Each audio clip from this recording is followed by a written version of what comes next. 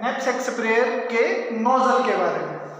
तो जब हम नोजल के बारे में पढ़ेंगे उससे पहले ये बहुत ज़रूरी हो जाता है कि हम नैपसैक के बारे में भी थोड़ा सा आइडिया लें। तो आइए जानते हैं क्या होता है नैपसैक स्प्रेयर और क्या क्या होते हैं इसके पार्ट्स। तो गाइस ये होता है हमारा नैपसैक स्प्रेयर। ये नैपसैक स्प्रेयर जो होता है इसमें मेनली ये पीछे स्ट्राइप्स होती है। इन स्ट्राइप्स का क्या रोल होता है, इनसे हम अपने बैग पे इसे कैरी कर सकते हैं while carrying out pesticide application procedures इन अवर फील्ड। जब भी हम अपने खेत में पेस्टिसाइड का छिड़काव करेंगे या स्प्रे करेंगे उस समय अपने पीठ पे इसे डाल के हम नैपसैक स्प्रेयर को उठा सकते हैं और उसे इजीली ऑपरेट कर सकते हैं फील्ड लेवल पे। The next part of knapsack sprayer is this inlet. Through this inlet इस इनलेट के थ्रू ही हम अपना इंसेक्टिसाइड का सॉल्यूशन नैपसैक स्प्रेयर में डालते हैं। इसके अंदर एक स्टेनर भी लगा होता है जिससे कि अगर कोई क्लॉट्स बने हो हमारे, उसमें कोई गड्ढे बनी हुई हो हमारे सॉल्यूशन में, वो बाहर रह जाती है। उससे क्या होगा, जब वो गड्ढे अंदर चले जाए हमारे नैपसैक में घुस जाए तो उससे स्प्रेइंग के दौरान हो सकता है वो हमारे लेंस में फंस जाए कहीं पे, या जो हमारे नोजल है उसमें ब्लॉकेज कॉज कर दे। इसलिए हमने इसमें स्टेनर लगाया होता है ताकि नैपसैक में एक हमारा प्रॉपर सही सॉल्यूशन जाए जो आगे जाके या कहीं पे भी ब्लॉकेज कॉज ना करे। उसके बाद जो अगली चीज होती है नैपसैक की वो होता है हमारा ये रोड। इस रोड का क्या रोल होता है, जैसे आप देख सकते हैं इस रोड से पंपिंग करते हैं और इस पंपिंग से ही हमारा जो नैपसैक स्प्रेयर के अंदर होता है वो प्रेशर जनरेट होता है जिससे हमारा स्प्रे का प्रेशर बनता है। ये आप देख सकते हैं कि किस तरह से यहाँ प्रेशर बन रहा है, इसी से प्रेशर बनते हैं। आजकल कई टाइप के नैपसैक स्प्रेयर्स आते हैं जो मैनुअली नहीं, ये जो हमारा है ये मैनुअली ऑपरेटेड है क्योंकि इसे मैं खुद ऑपरेट कर रहा हूँ। आजकल कई ऐसे नैपसैक स्प्रेयर्स आते हैं जो डायरेक्टली इलेक्ट्रॉनिकली या पेट्रोलियम एनर्जी से चलते हैं। उसमें एक स्विच होता है और उसे हम जब ऑन करते हैं तो वो ऑटोमेटिकली चल पड़ते हैं और अंदर प्रेशर जनरेट कर देते हैं through their automatic pumping system. उसके लिए हमें मैनुअली ऐसे रोड से पंपिंग करने की जरूरत नहीं पड़ती है। उसके बाद जो अगला पार्ट हमारा नैपसैक स्प्रेयर का आता है वो है ये आउटलेट पाइप। ये जो आउटलेट पाइप होती है इसी के थ्रू जब अंदर प्रेशर जनरेट हो जाता है तो हमारा जो पेस्टिसाइड या जो हमारा सॉल्यूशन यहाँ पे हमने नैपसैक के कंटेनर में डाला होता है वो यहीं से ऊपर आता है प्रेशर के थ्रू और यहाँ से पाइप के थ्रू आगे को आ जाता है। फिर जो ये हमारी पाइप है इससे आगे लगा होता है ये स्टेनलेस स्टील का लेंस। इसे आप देख सकते हैं ये लेंस है, इसे हम लेंस कहते हैं। ये स्टिक टाइप का होता है और ये स्प्रेइंग के लिए जब हम पकड़ के चलते हैं तो इसी को पकड़ के चलते हैं क्योंकि इससे हमें एक प्रॉपर रेंज मिल जाती है पेस्टिसाइड को स्प्रे करने की और इससे जो ये रिजिड है उससे जहां हमारा डायरेक्शन दी हो हमने पेस्टिसाइड स्प्रे करने की वो वहीं पे जाती है। तो जो ये हमारा आउटलेट पाइप होती है उसमें हम ये लेंस को यहाँ पे ऐसे घुमा के फिट कर देते हैं। जब ये लेंस हमारा एक बार इसमें फिट हो गया उसके बाद हमें अच्छी तरह चेक करना चाहिए जब भी हम पेस्टिसाइड का स्प्रे करें कि कहीं पे लीकेज ना हो। अब जब हमने ये लेंस यहाँ पे अच्छी तरह फिट कर लिया और चेक कर लिया कि यहाँ कोई लीकेज नहीं है, उसके बाद जो अगला इंपॉर्टेंट चीज आती है वो आती है नोजल। आज का जो हमारा टॉपिक है वो यही है नोजल। स्प्रेयर के लिए जो हम विभिन्न प्रकार की नोजल्स का प्रयोग करते हैं उसके बारे में आज हम स्टडी करेंगे।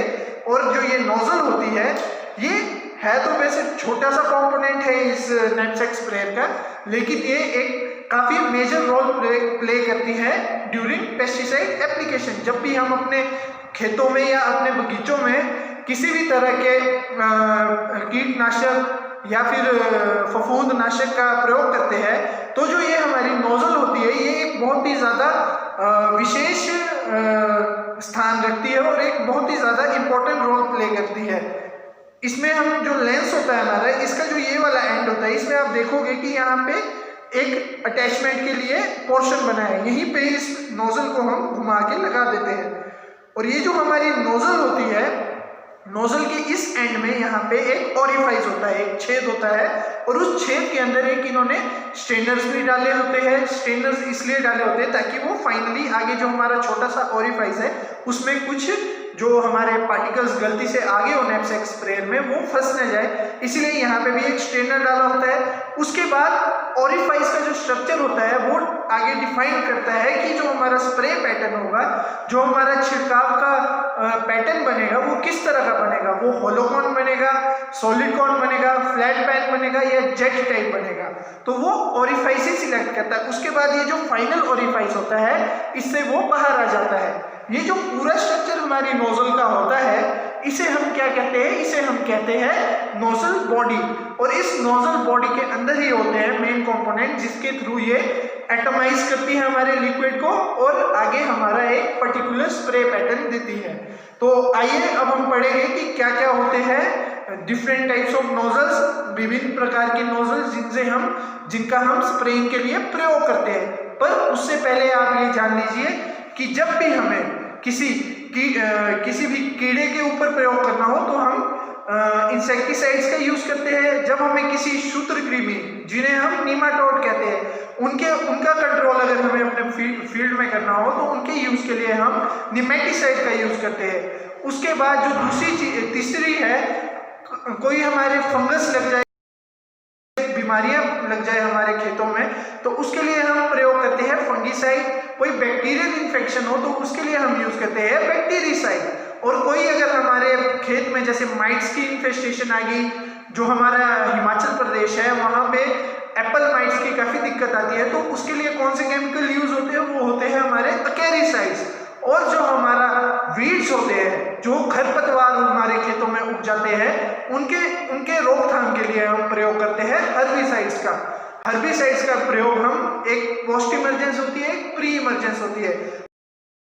अब हम जानेंगे कि नोजल किस प्रकार की होती है और हम उसे क्या क्या उसके प्रयोग आते हैं हमारे स्प्रेइंग के दौरान और पेस्टिसाइड एप्लीकेशन के दौरान। साथियों, आप हमेशा ये ध्यान रखिए जब भी आप स्प्रेइंग करने जाएंगे तो आपके पास एक प्रॉपर प्रोटेक्टिव कवरिंग होनी चाहिए, अच्छी तरह मास्क पहना होना चाहिए और बाकी जो प्रोटेक्टिव इक्विपमेंट्स होते हैं वो सब आपने पहने होने चाहिए। और जो दूसरी चीज आती है, जब आप स्प्रेइंग के लिए जाओ तो आपने ये सुनिश्चित कर लेना कि जिस इक्विपमेंट से, जिस चीज से आप स्प्रेइंग करने जा रहे हैं उसमें कहीं लीकेज ना हो। स्प्रेयर के लिए विभिन्न प्रकार के nozzle, different type of nozzles that are used for sprayers, उनके बारे में अब हम डिस्कस करेंगे। Welcome to Krishi updates with Hitul Awasthi. तो अब हम साथियों, जैसे मैंने आपको बताया कि जब हम स्प्रेइंग करते हैं तो स्प्रेइंग में एक बहुत ही महत्वपूर्ण पोर्शन होता है, एक वो होता है नोजल।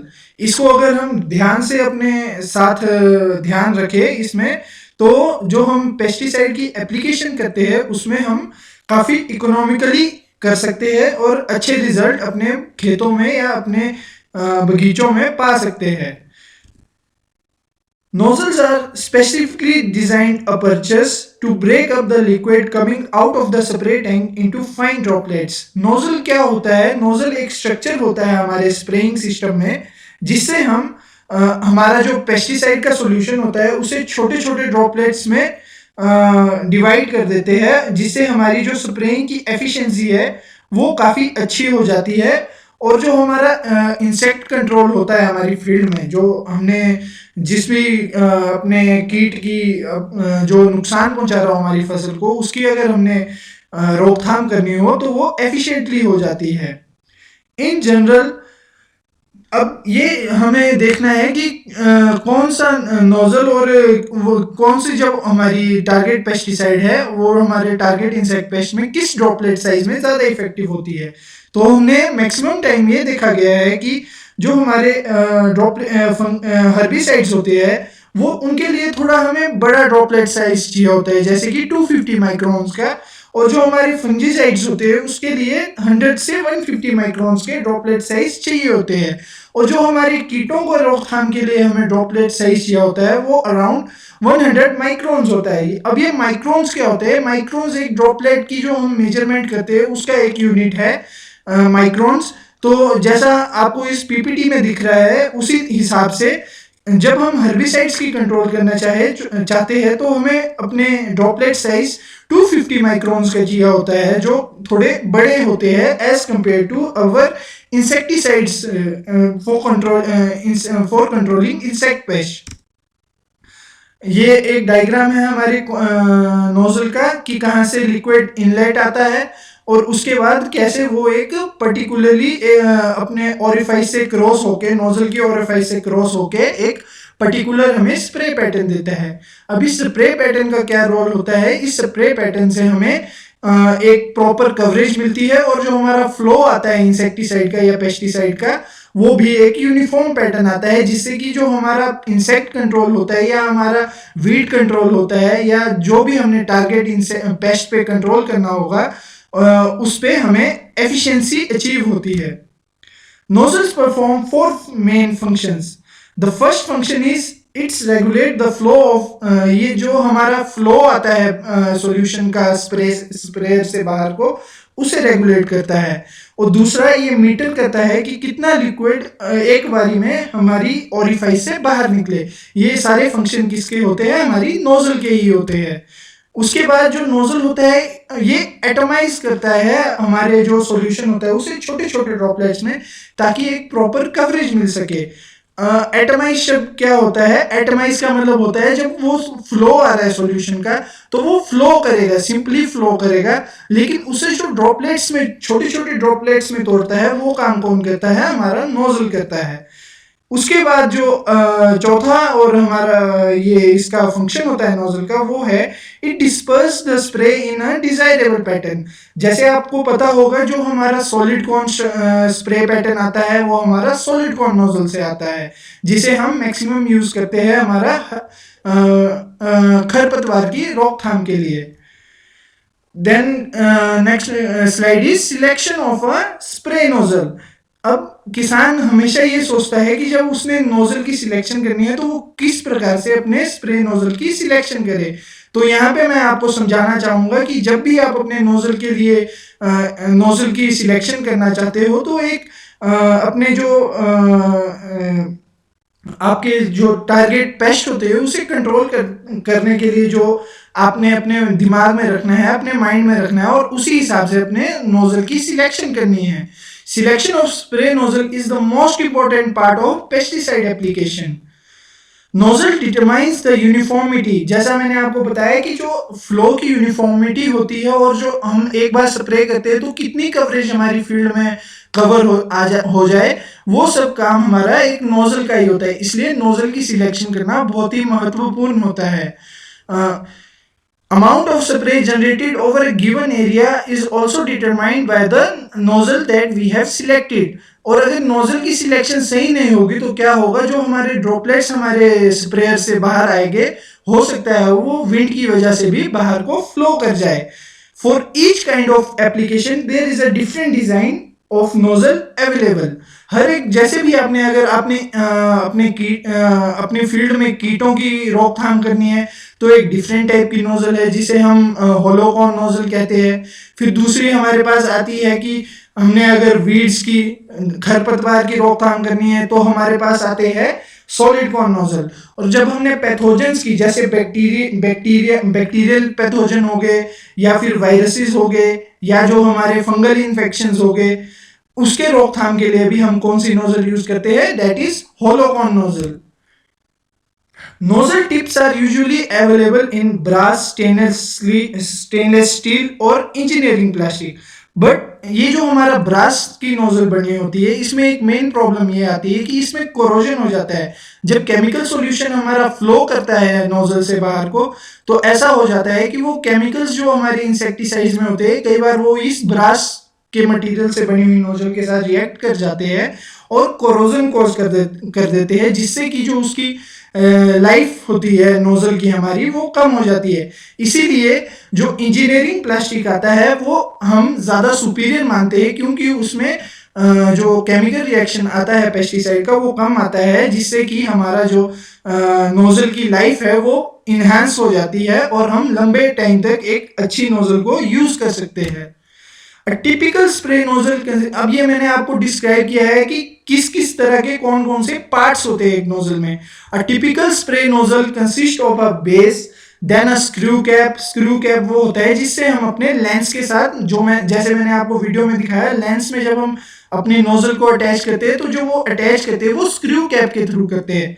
फिर उसमें नोजल के अंदर एक होता है डिस्क और ऑरिफाइस प्लेट। जो ये डिस्क प्लेट होती है और वर्क प्लेट होती है, इन दो की मदद से ही एक हमें स्पेसिफिक पैटर्न मिलता है हमारी नोजल में। और फिर होता है स्ट्रेनर। ये स्ट्रेनर का क्या फंक्शन होता है, जैसे मैंने आपको अपनी वीडियो में भी दिखाया था, जो स्ट्रेनर होता है हमारा उसका मेन रोल ये होता है कि जब सॉल्यूशन आए तो उसमें अगर कुछ गड्ढे बनी हुई हो या कुछ सॉलिड मटेरियल गलती से आ गया हो तो वो नोजल में जाके कहीं अंदर जाके उसमें फंस ना जाए, इसलिए उसमें स्ट्रेनर लगाया होता है, फिल्टर लगाया होता है, ताकि सिर्फ लिक्विड कंपोनेंट जो है हमारी स्प्रेइंग apparatus का वही उसके थ्रू फ्लो करे और नोजल की जो हमारी लाइफ है वो इनहेंस हो जाए।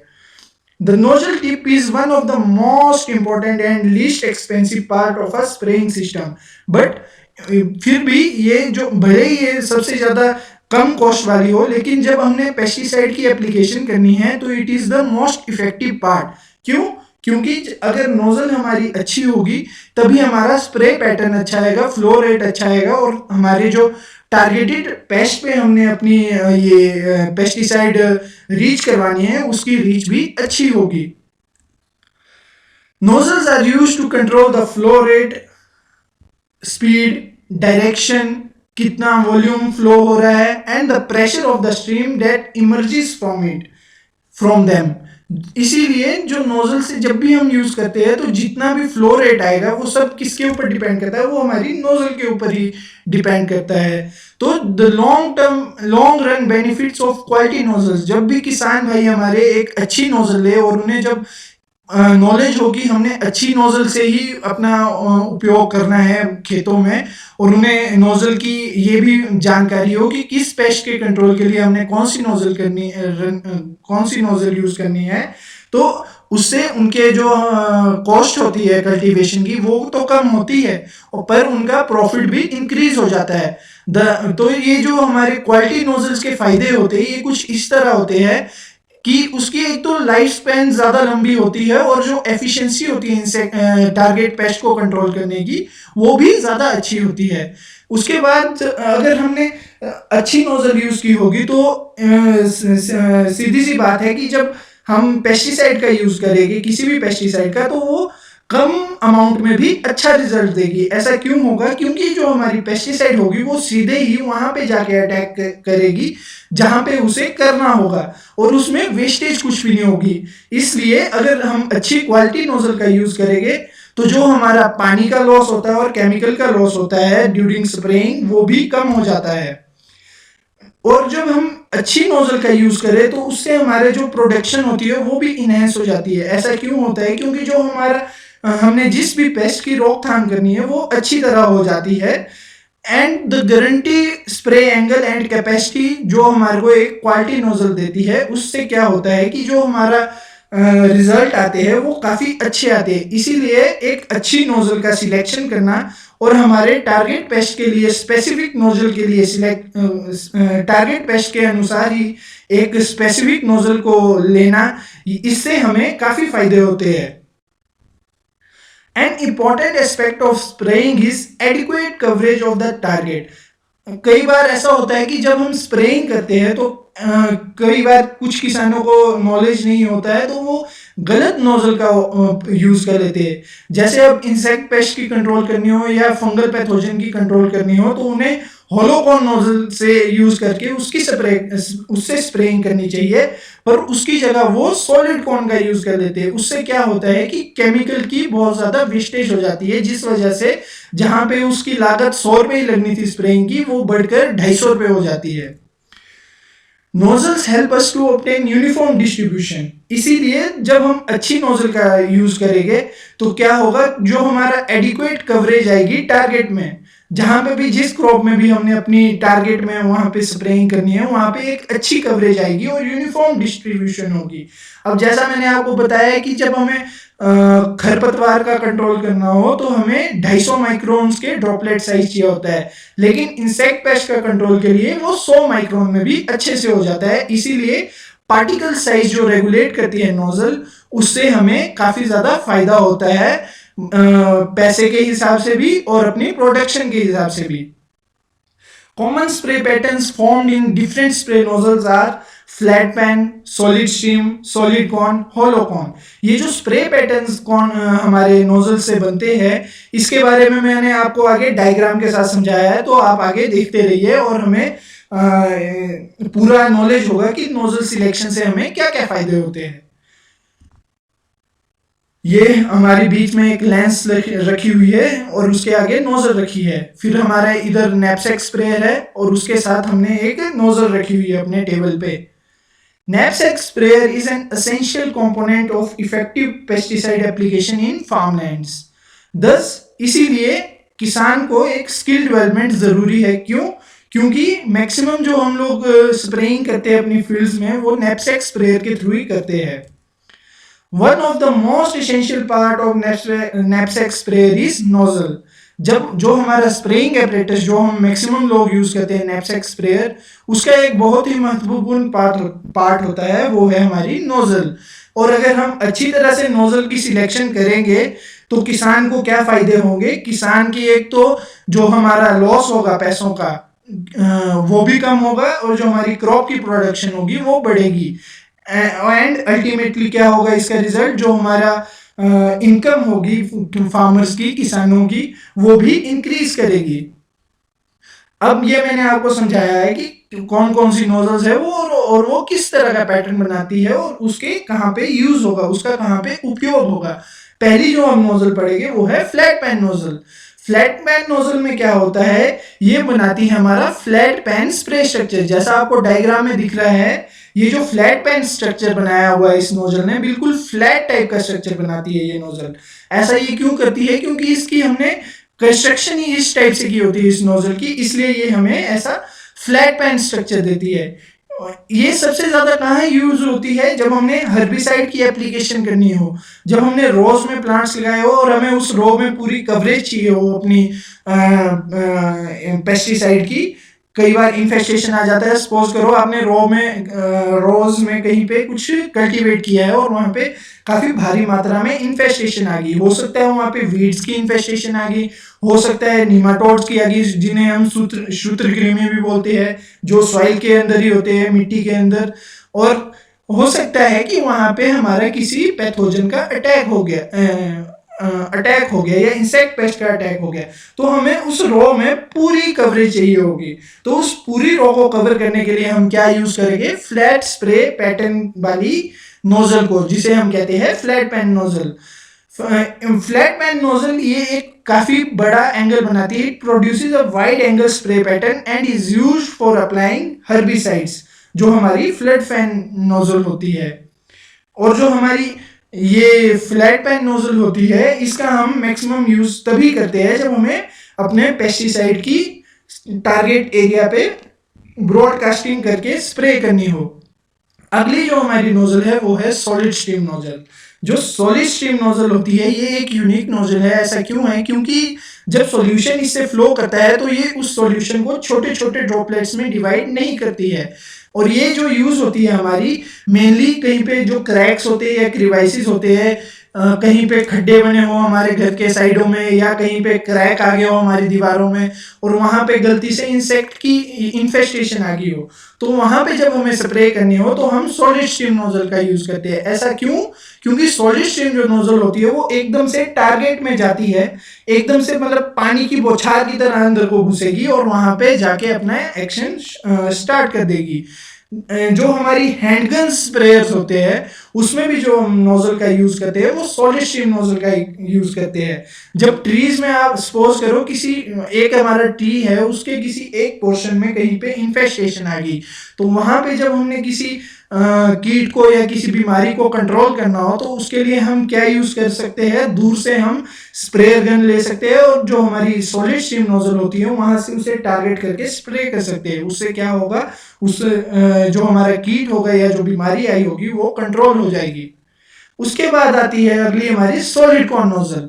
ये जो सॉलिड कॉर्न नोजल होती है ये बेसिकली हमारी खरपतवार को की रोकथाम के लिए ही होती है। जो हमारी वीड्स आते हैं फील्ड में उसके कंट्रोल के लिए ही यूज होती है। This full corn nozzle produces a swirl and counter swirl inside the nozzle that result in a solid cone pattern। इसमें क्या होगा, जो सर्कुलर पैटर्न टाइप का ये स्प्रे करेगा वो जो होगा पूरी तरह से भरा हुआ होगा।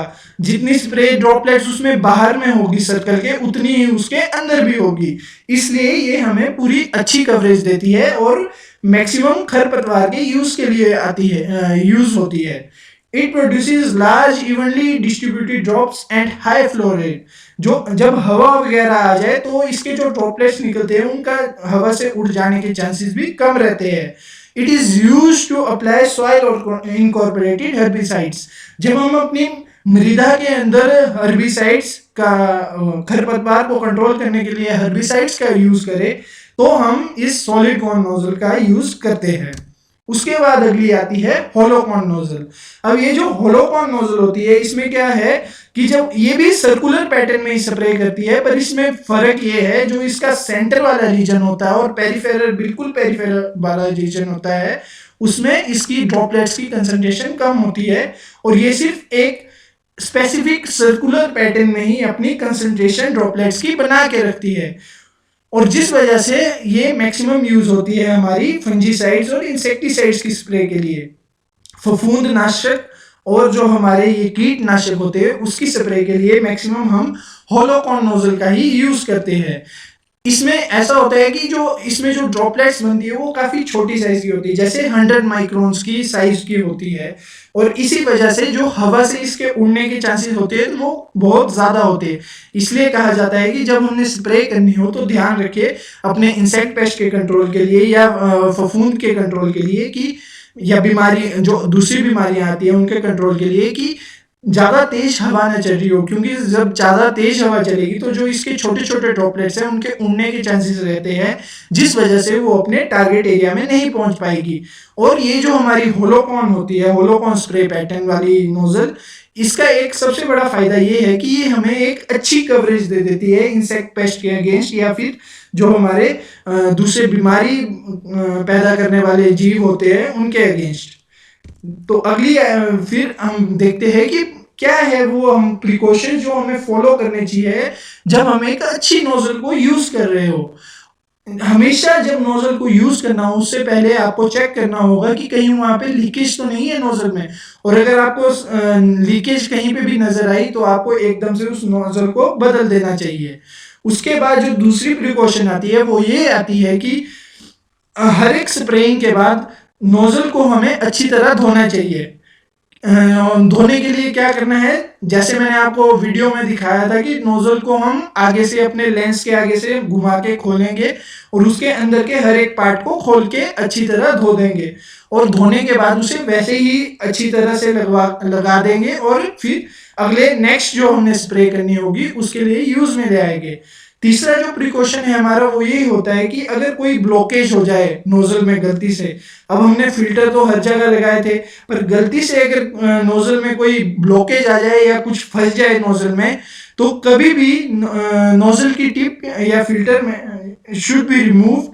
उसको नोजल की टिप और फिल्टर को हमें एकदम से खोल के रिमूव कर देना चाहिए एंड उसको हमें रिप्लेस कर देना चाहिए और बदल देना चाहिए दूसरे पार्ट के साथ। इससे क्या होगा कि जब आप स्प्रे कर रहे होगे तो आपको दिक्कत नहीं आएगी और जो आपका जितनी पेस्टिसाइड की स्प्रे आपने करनी है अपने क्रॉप्स के ऊपर उतना ही आपको रिजल्ट आएगा।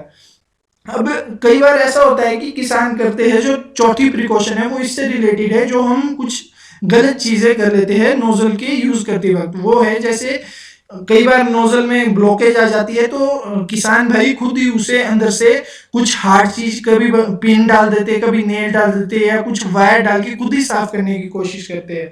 तो ऐसा कभी भी नहीं करना चाहिए। ऐसा करके क्या होता है, जो नोजल की छेद होता है या नोजल का जो पैटर्न बनाने वाला अंदर कंपोनेंट होता है वो डैमेज हो जाता है, जिस वजह से वो उस पैटर्न का स्प्रे दोबारा नहीं कर पाता और खराब हो जाता है। और जो पांचवी चीज है वो ये है प्रिकॉशन की, जब हम नोजल का यूज कर रहे हो तो कभी भी नोजल में अगर कुछ ब्लॉकेज आ जाए तो उसे अपने मुंह से कभी ब्लो करके ऐसे खोलना नहीं चाहिए। ऐसा करके क्या होता है कि चांसेस रहते हैं कि उसमें कुछ पेस्टिसाइड्स, कीटनाशक या फफूंदनाशक रह जाए, के अंश रह जाए, और उस वजह से वो किसान के अंदर चले जाएगी और उससे किसान बीमार पड़ सकता है या उसे कोई बीमारी हो सकती है। तो इसके साथ आज हमने नोजल्स के बारे में पढ़ा है साथियों। तो ये नोजल का जो कंपोनेंट है ये काफी यूजफुल होता है। ऐसा इसलिए है क्योंकि जो नोजल होती है, अगर हम अच्छी नोजल को सिलेक्ट करें तो इसका एक बहुत ही मेजर रोल रहता है हमारे इंसेक्ट पेस्ट या हमारे दूसरी बीमारियों को कंट्रोल करने में। इसीलिए जब भी आप अगली बार अपनी स्प्रे करने की प्लान करें तो हमेशा ये सोचे कि एक अच्छी नोजल खरीदे और उस नोजल का अच्छी तरह से रख रखाव करे, और जो जो मैंने आपको प्रिकॉशंस बताए हैं वो कभी भी नजरअंदाज ना करे और अच्छे से फॉलो करे। और इसी के साथ आज हमने नोजल्स के बारे में पढ़ा है। अगली बार फिर मिलते हैं एक नए लेक्चर के साथ और एक नए टॉपिक के साथ। और आप सबसे मैं अनुरोध करना चाहूंगा कि इसी तरह से आगे भी मेरे कृषि अपडेट्स लेने के लिए आप मेरे चैनल को लाइक एंड सब्सक्राइब कर दीजिए।